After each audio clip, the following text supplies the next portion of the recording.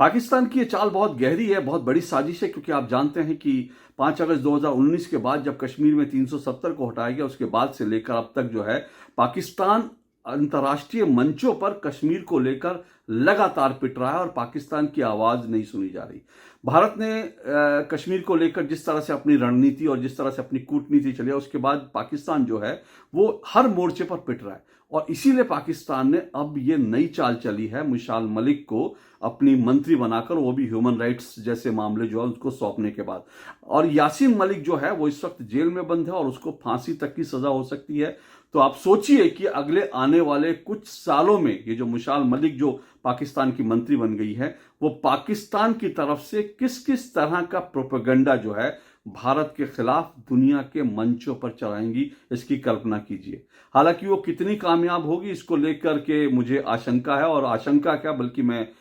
पुख्ता तौर पर कह सकता हूं कि उनको कामयाबी नहीं मिलेगी, क्योंकि भारत का जो नेतृत्व है अब वो ऐसे हाथों में है जो कश्मीर को लेकर बहुत सेंसिटिव तरीके से, बहुत जो है अच्छे तरीके से आगे बढ़ रहे हैं। तो उनको कामयाबी तो नहीं मिलेगी, लेकिन पाकिस्तान की एक साजिश को समझने की जरूरत है। लेकिन उससे भी बड़ी बात क्या है, उससे भी बड़ी बात यह है कि ये जो साजिश है ये आज की साजिश नहीं है। आज तो पाकिस्तान ने जो है इसको मुशाल मलिक को जो है मंत्री बना दिया,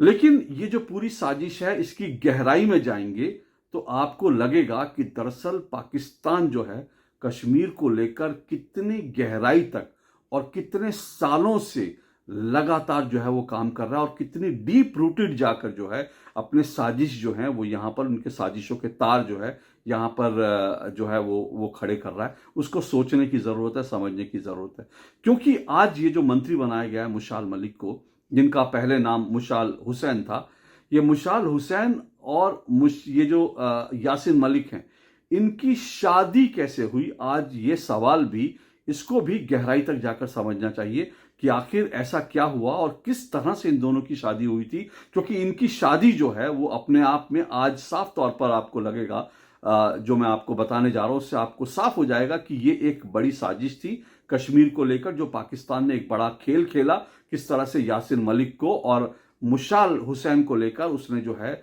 कश्मीर को लेकर एक खेल खेला। और इसमें पाकिस्तान और आईएसआई तो शामिल है ही, पाकिस्तान की खुफिया एजेंसी, पाकिस्तानी सेना इसमें तो है ही शामिल, लेकिन साथ साथ भारत में भी एक बड़ा ऐसा वर्ग है, भारत में भी एक ऐसा हिस्सा जो दरअसल है भारत का, लेकिन भारत विरोधी एंटी इंडिया एक्टिविटीज में शामिल रहता है, उसके भी हाथ जो हैं कहीं ना कहीं साजिश में आपको दिखाई देंगे। पहले आप ये समझिए कि ये मुशाल हुसैन जो हैं उनकी यासीन मलिक से शादी किन हालात में होती है, कैसे होती है, पहले ही समझिए। लेकिन उससे भी पहले आप ये समझ लीजिए कि ये मुशाल हुसैन और यासीन मलिक का दरअसल जो है उनका बैकग्राउंड क्या है। यासीन मलिक एक नॉर्मल सा कश्मीरी लड़का है, हालांकि कश्मीर के लड़के बहुत खूबसूरत होते हैं, लेकिन यासीन मलिक देखने में भी खूबसूरत कतई नहीं है। और बल्कि उसको जो है जिस तरह से जेलों में रहा, उसके बाद उसके एक शरीर के एक हिस्से में जिसको उसको उसको पैरालिसिस हो रखा है। और ये जो है एक कश्मीर के बड़े नॉर्मल से परिवार में पैदा हुआ, और पैदा होने के बाद जो है ये लगातार जो है एंटी इंडिया एक्टिविटी यहाँ पर करता रहा। और जिस तरह से जो कह सकते हैं कि लोग स्कूल कॉलेज में पढ़ने के नाम पर जाते हैं लेकिन बाहर जाकर आवारागर्दी करते हैं, आतंकी वारदातें करते हैं, कुछ इसी तरह का जो है यासीन मलिक इस तरह का लड़का था। 1983 में आपको याद होगा कि कश्मीर में श्रीनगर में जो भारत और वेस्ट इंडीज के बीच क्रिकेट मैच हुआ था, जो कि एक आखिरी मैच था, उसके बाद श्रीनगर में कोई मैच नहीं हुआ। उस मैच में भी कई लोगों ने वहां पर स्टेडियम में भारत विरोधी नारे लगाए थे, पिच को जो है वो खोद दिया था, भारतीय खिलाड़ियों पर पत्थर फेंके थे, उनमें भी ये यासीन मलिक जो है शामिल था। तो ये यासीन मलिक का कुल मिलाकर बैकग्राउंड है। और उसके बाद ये यासीन मलिक पाकिस्तान जाता है। पाकिस्तान में जाने के बाद आईएसआई की जो खुफिया, पाकिस्तान की जो खुफिया एजेंसी आईएसआई है, आईएसआई इसको जो आतंकवादी घटनाओं की ट्रेनिंग देती है। ये करीब करीब 1980 की बात है जब ये पाकिस्तान जाता है और आतंकवादी ट्रेनिंग लेता है। उसके बाद ये भारत में आता है, और भारत में आने के बाद जो आईएसआई है, पाकिस्तान की खुफिया एजेंसी, और पाकिस्तानी सेना के साथ मिलकर ये कश्मीर में भारत विरोधी गतिविधियां शुरू करता है और कश्मीर में आतंकवाद को शुरू करता है। और इसने जो 1990 में इसी यासीन मलिक ने भारतीय वायुसेना के 4 जो अधिकारी थे उनको जो है उनको शहीद कर दिया था, उनकी हत्या कर दी थी। और 40 लोग जो हैं करीब करीब घायल हुए थे। और इसके अलावा इसने बहुत सारी आतंकी गतिविधियों में शामिल रहा, यहाँ तक कि जो रूबिया सईद का, जो भारत के गृह मंत्री, जो महबूबा मुफ्ती उनके कश्मीर की नेता हैं, उनके जो पिता मुफ्ती मोहम्मद सईद, जब वो भारत में गृह मंत्री थे, और इसके बाद जो है उनकी बेटी का, रूबिया सईद का, अचानक से जो है बड़े रहस्यमयी परिस्थितियों में उनका अपहरण हो जाता है, और उसके बाद जो है रहस्यमयी तरीके से वो वापस आ जाती हैं, और उसके बदले में आतंकवादी छोड़ दिए जाते हैं। और उसके बाद किस तरह से कश्मीर में आतंकवाद शुरू होता है, किस तरह से हिंदुओं को वहां से निकाला जाता है, ये सब आप जानते होंगे, आज इस बारे में आप जानते होंगे। लेकिन मैं ये आपको बता रहा हूं कि दरअसल यासीन मलिक का बैकग्राउंड कुछ रूबिया सईद अपहरण कांड में भी ये शामिल था। इस तरह की इसकी पूरी हरकतें थी। लेकिन अचानक से क्या होता है कि ये यासीन मलिक पाकिस्तान जाता है, और पाकिस्तान में एक जगह पर एक सभा में ये भाषण देता है, तहरीर करता है, और उसी तहरीर में वहां पर जो है ये मुशाल हुसैन जो है वहां पर मौजूद होती है। अब मुशाल हुसैन का भी बैकग्राउंड समझ लीजिए। ये मुशाल हुसैन जो है पाकिस्तान और ब्रिटिश, यानी दो नागरिकता, दोहरी नागरिकता इनके पास है, पाकिस्तान की भी और ब्रिटिश की भी। इनके पिता जो हैं, इनके पिता एक फेमस इकोनॉमिस्ट हैं रहे, अब तो नहीं है वो, इनके पिता बहुत फेमस इकोनॉमिस्ट रहे। पाकिस्तान के बहुत पैसे वाले परिवार की ये बेटी है, बहुत पैसे वाले परिवार की बेटी है। और आप तस्वीरों में देख सकते हैं मुशाल मलिक जो है वो कुल मिलाकर देखेंगे तो आपको लगेगा ये एक मतलब खूबसूरत दिखने वाली एक महिला है। और इनके जो पिता थे वो पाकिस्तान के एकमात्र ऐसे व्यक्ति हैं जिनको नोबेल प्राइज की जो कमेटी है उसकी ज्यूरी में रखा गया। आप सोचिए कितना प्रतिष्ठित और कितना धनाढ्य परिवार है इस मुशाल हुसैन का। और अचानक से मुशाल हुसैन और यासीन मलिक जो है एक प्रोग्राम में मिलते हैं, और दोनों को पहली ही नजर में प्यार हो जाता है, पहली ही नजर में प्यार हो जाता है। यासीन मलिक को देखिए, मुशाल हुसैन को देखिए, और उसके बाद आप कल्पना कीजिए कि दोनों को पहली ही नजर में प्यार हो जाता है, दोनों की बातचीत होती है। उसके बाद जब यासीन मलिक भारत आने लगता है वहां पाकिस्तान से, तो वहां पे वो फोन करता है, और जो है फोन करके यासीन मलिक, ये जो मुशाल हुसैन, उसकी उनकी माँ फोन उठाती है, और उनकी माँ के फोन उठाने पर ये कहता है कि मुशाल से बात करा दो। और मुशाल से जब वो बात करता है तो उसको सीधा सीधा आई लव यू बोल देता है, और दोनों की प्रेम कहानी जो है वो शुरू हो जाती है। अब ये कैसी प्रेम कहानी, आप सोचिए कि ये क्या विश्वास करने योग्य है। और उसके बाद क्या होता है, ये प्रेम कहानी तो ये होती है, और उसके बाद क्या होता है कि दोनों की मम्मियां, यासीन मलिक की मम्मी और मुशाल हुसैन की मम्मियां जो हैं, क्योंकि वो पाकिस्तान में, ये भारत में है, तो दोनों की मम्मियां जो हैं वो हज में आती हैं, हज में दोनों की मम्मियां मिलती हैं, और शादी की बात पक्की हो जाती है, और फिर एक दिन दोनों की शादी हो जाती है। ये लव स्टोरी है। आप सोचिए कि इसमें कितना लव है, कितनी स्टोरी है। ये आपको इसको गहराई में जाकर आप अच्छी तरह से सोच सकते हैं, समझ सकते हैं। एक महत्वपूर्ण जानकारी और है, वो भी आपको बता देता हूं कि दोनों की जो उम्र है, आयु है, दोनों की उम्र जो है उसमें कम से कम 18 से 19 साल का फर्क है।